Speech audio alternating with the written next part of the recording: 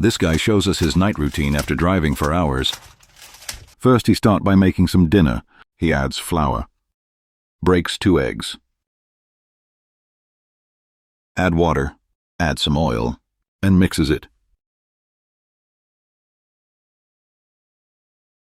Then put it in the air fryer. Covers the light entrances.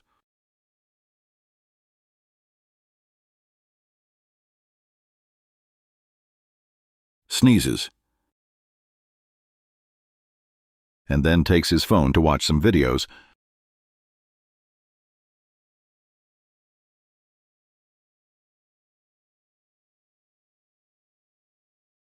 Take his food from the air fryer.